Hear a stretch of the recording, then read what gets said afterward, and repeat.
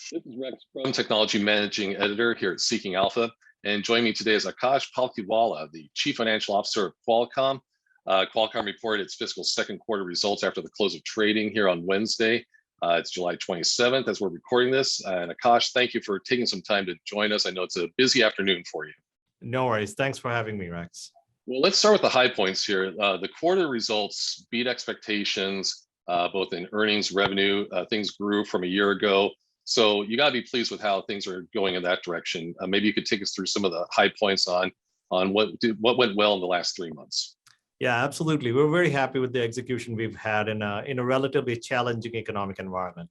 If you look at our results, we came in above the high end of our guidance range for EPS. And really, we had strength across all of our businesses. Handsets came in very strong. We also had record quarters in IoT and automotive. That's definitely an area of priority for us in terms of diversification.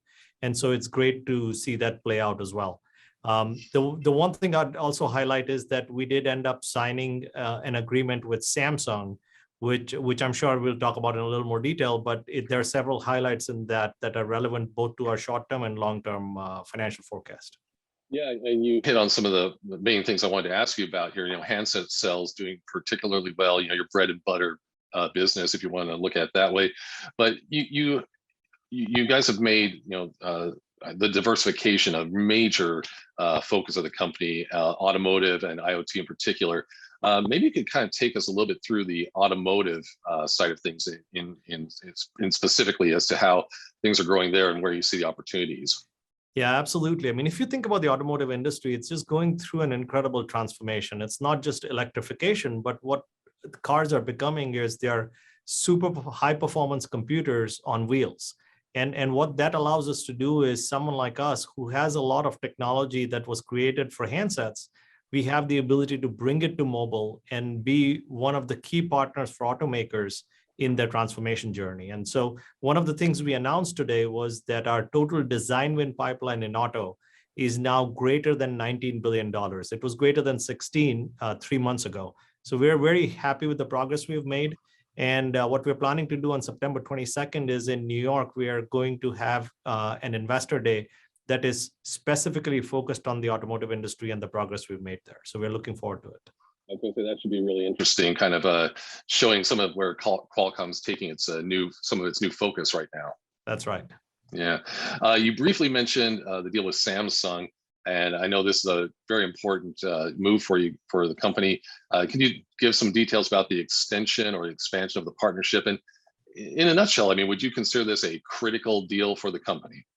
Yeah, I think it's an incredibly important deal for the company. Samsung is the largest handset maker in the world. They're also one of our, if not the most important partner that we have globally.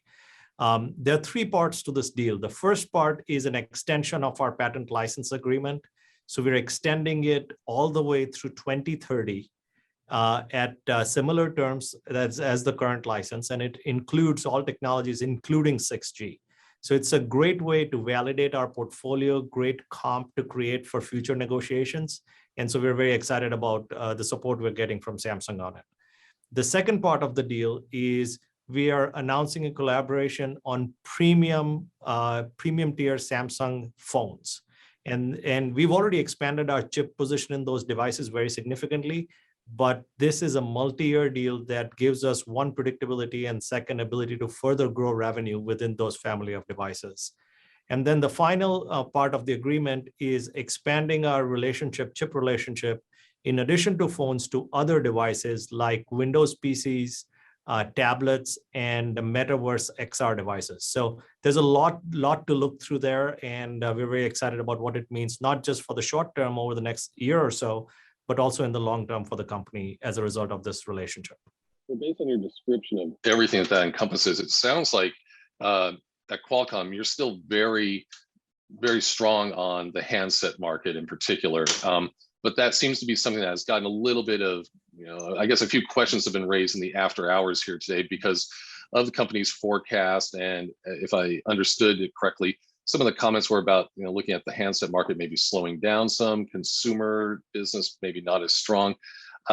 Take us through a little bit about where you're seeing the weakness, and are these broader economic things that are going on that are kind of outside the company's control, or are there steps Qualcomm's taking, to hopefully alleviate, the pressures from these concerns? Sure. So there are two key drivers of this. First is the macroeconomic conditions. I mean, clearly over the last 3 months, we've seen a deterioration of the environment a bit, and we're seeing the impact of that on the handset market.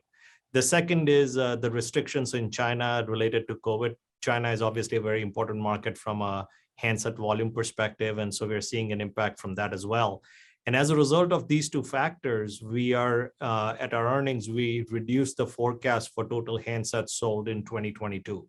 And our financial guidance is really a reflection of that. It's definitely not factors that Qualcomm controls, but what we've done, I think, very well is reacted to it. First, the Samsung agreement is an important way to expand our position within the market. Second is we have reacted from an OpEx perspective. We came in pretty favorable on operating expenses in the quarter we just reported on, and we're continuing to take action to focus our investments in the right areas that drive diversification of the company. And just very briefly, looking forward, one thing you mentioned about Samsung a moment ago was development of 6G.